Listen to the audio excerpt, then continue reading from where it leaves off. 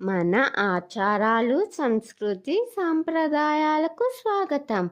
ఈ వీడియోలో మనం శ్రీకాళహస్తి దేవస్థానం రహస్యం తెలుసుకుందాం. శ్రీకాళహస్తి దేవస్థానం అనేది ఆధ్యాత్మికంగా, శాస్త్ర ప్రకారంగా ఎన్నో రహస్యాలు దాగి ఉన్న పవిత్ర స్థలం. ఇది శివుడు వాయులింగంగా స్థిరంగా కొలువై ఉన్న కొద్ది శివక్షేత్రాలలో ఒకటి. ఈ ఆలయం ఆంధ్రప్రదేశ్లోని తిరుపతి సమీపంలో ఉంది. ఇప్పుడు శ్రీకాళహస్తి దేవాలయంలో దాగి ఉన్న ముఖ్యమైన రహస్యాల గురించి చెప్పబడే విశేషాలను చూద్దాం. వాయులింగం. శ్రీకాళహస్తిలోని శివలింగాన్ని వాయులింగం అంటారట. ఇది స్వయంభూలింగం, స్వయంగా ఏర్పడినది. దీన్ని పూజారి తాకరట. దీని నుంచి ఎప్పటికప్పుడు చిన్న గాలి ప్రవాహం వస్తుంటుందని నమ్మకం.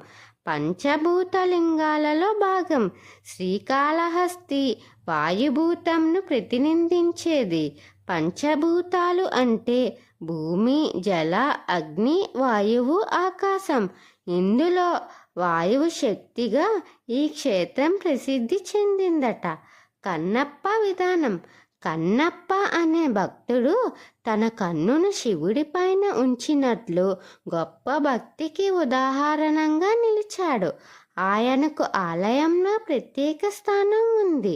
ఇది భక్తి పరాకాష్ఠను సూచించే రహస్యమైన సందేశం.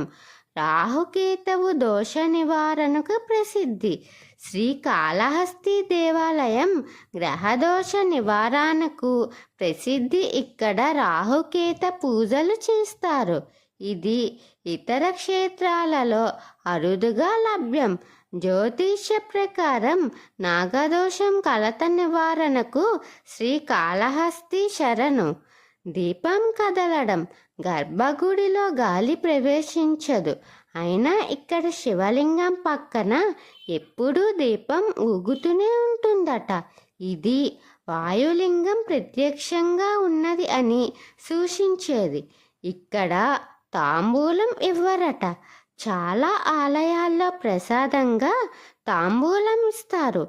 కానీ ఇక్కడ ఆచారం ప్రకారం తాంబూలం ఇవ్వరు. ఎందుకంటే ఇది శ్మశాన స్థానం తరహాలో ఉన్నదంట. శివుడు కాలభైరవ స్వరూపంగా ఇక్కడ ఉన్నాడు. పురాణాలలో చెప్పబడిన ప్రకారం ఈ క్షేత్రం శివుడి అనుగ్రహంతో ప్రాణహీనులను కూడా జీవం ప్రసాదించగలదట.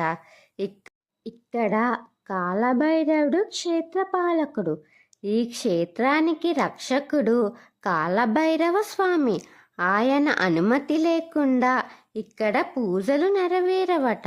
అందుకే ఈ స్థలం శివతత్వానికి పరమ గాంభీర్యతను సూచిస్తుందట. మన ఆచారాలు, సంస్కృతి, సాంప్రదాయాలు వీటి మీద మీకు ఆసక్తిగా ఉంటే నా ఛానల్ని సబ్స్క్రైబ్ చేసి అలాగే పక్కనే ఉన్న బెల్ ఐకాన్ క్లిక్ చేయండి. నా వీడియోస్ని మీరు ఆదరించి లైక్, షేర్, కమెంట్ చేయండి. ఓం శ్రీ మాత్రే నమః.